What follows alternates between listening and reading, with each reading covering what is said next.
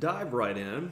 And in this one, I'm going to be taking a look at an Alekhine line that I absolutely love to face.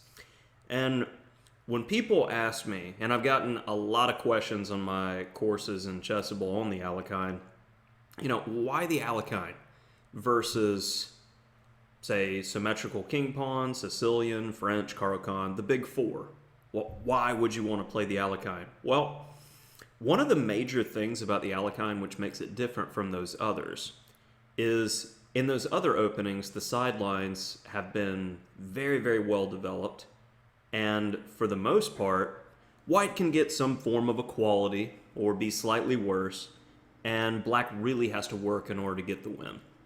With Alekhine, on the other hand, the majority of the sidelines, you just end up worse out of the opening with white, and black has very, very clear and easy to understand play. So let's take a look at what I'm talking about. I get this line pretty frequently, and this was from one of my blitz games. So we got c4, and white has the opportunity to go into multiple lines here with d4 followed by f4. You got the 4 pawns, or d4 and then e takes d. You have the exchange. And those two are very popular variations. But my opponent in this game decides to go with c5, and we deem this the Overzealous c5 in the Alekhine Defense, the Dark Knight Rises course. And let me show you a very simple method of playing this, and you'll get some stem ideas from the French defense. Just wait for it.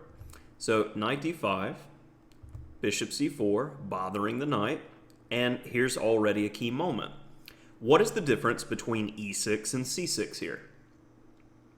Because both moves are typically played to cement the knight, especially if white plays knight c3, continuing to put pressure on our Alekhine knight.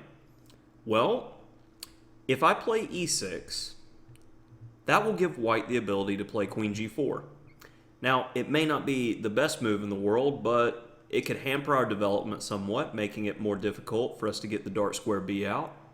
And a lot of people don't see any real difference with playing e6 or c6, but this is it to me. It gives white an extra move or opportunity. That's why c6 is more accurate. And I believe I'm the first Alekhine author to point that out. And if queen g4, the difference being on d6, we have this discovery from the c8 bishop on the queen, and now we're already taking advantage of the position.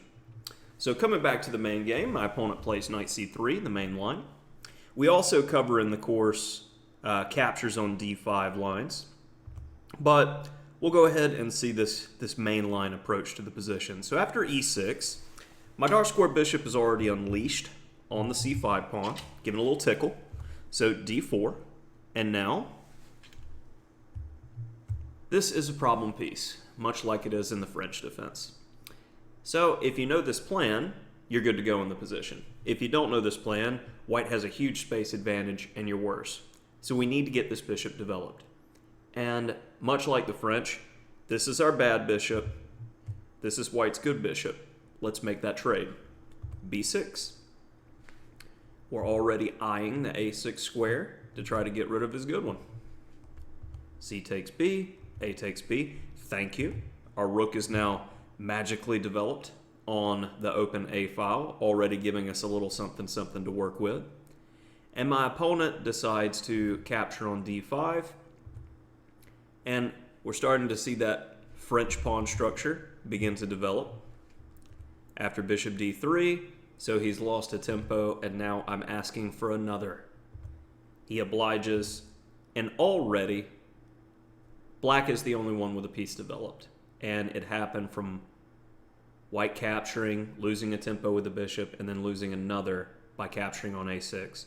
So black should, at the very worst case scenario, be dynamically equal here, but I would prefer black, mostly because we have a good bishop that can bother these central pawns, and he has a bad bishop that can really do nothing but defend these pawns. And that's a long-term in-game imbalance that we're looking at in the position. So my opponent goes knight f3, bishop e7. just covering the g5 square so there's no bishop g5. I want to make sure my pieces aren't kicked around so I can get them to absolutely optimal squares. So castle, castle. My opponent plays bishop e3. And now we need to come up with a constructive plan in the position. Because where are the weaknesses? A lot of people go, ooh, double pawn, let's get rid of the double pawn. Well, the problem with that move is white would be able to then use the e5 square if the pawn moves, and we can play d6 at any point in time. White, on the other hand, I'm not seeing a constructive plan for him. I mean, if he takes the c-file, okay, if that's the pinnacle of your abilities, then what are you supposed to be doing? And if you move the knight out of the way and begin to fling pawns at me, you don't have your powerful bishop to exert pressure, and from my experience, the attack doesn't really work. So you're just worse. So my logic here was, if he wants to play rook c1 and get the open file, let's take that away from him and then hit a base pawn, which is the weakest pawn in the pawn chain. So I go knight b4, and it makes the subtle threat of hitting a2. He defends, and I relocate my knight to the better square.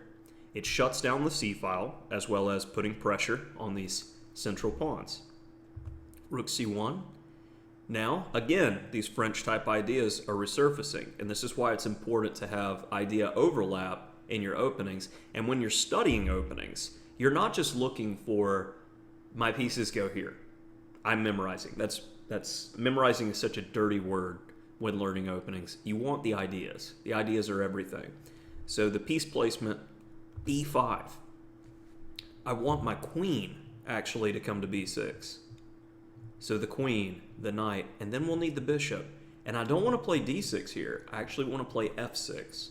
So if captures, the bishop takes, and then we have perfect harmony putting pressure. All of white's pieces are being defensive towards d4. All of ours are aggressive. And that's how you know you've got a good position when all of your pieces are in attacking harmony.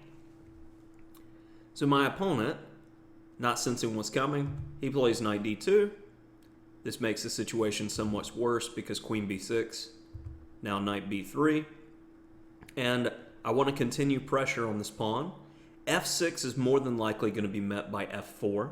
So I play rook a4. Say, okay, pressure, pressure, you got to make a decision. And after knight c5, I decide in advance to capture. Queen b8. Now that the pawn mass has moved, we have a new target to focus on. f6. I want everyone involved here. And notice how the majority of my pawns are on the opposite color of the bishop. And we've got a good knight versus bad bishop scenario. So if we reach an ending where we took off all the heavies here, this should be a relatively straightforward win for black, especially with the passed pawn in the center. g4. Probably a knee-jerk reaction by white, but it's hard to recommend moves.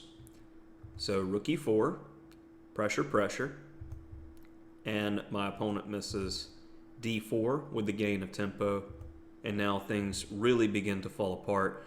As I net that pawn, I'm happy to trade down into this ending. My rooks have great harmony on the f-file, and I still have the target attacking g4. And as I discussed before, I was happy to reach this ending. So I'm even happier now, pawn up, e5. And my opponent's doing what he can to create counterplay, looking for some kind of passer. But the great thing about my knight is he's covering these squares that the passer's going to have to cross. So in the meantime, I'm going to get my two passers working. Takes, takes, king d5. And I'm not in a hurry here to push. Let's just go ahead and grab. And then d5. Instead of the king being on d5, I'm placing the pawn there. So his king's not going to have any access to these key squares that are covered, while my king is just going to take care of this last bastion of hope that white has, and then a winning king and pawn ending. After a6, king b6, my opponent decides it's in his best interest to throw in the towel, and I don't disagree. So I've had some requests for some Alekhine defense games, so I wanted to show this very straightforward model game on how to handle the Overzealous C5. And if you're interested in more on the Alekhine, check out that free short and sweet on Chessable. And if you really like what you see after that, go ahead and take the plunge into the main course. You can see from the high reviews and all the comments that people seem to really enjoy playing the Alekhine using the course, and I'd recommend it. It's one of my favorite openings. So I think it's important that the person teaching it to you feels passionate about the opening. Otherwise, why learn it from them? Have a good one.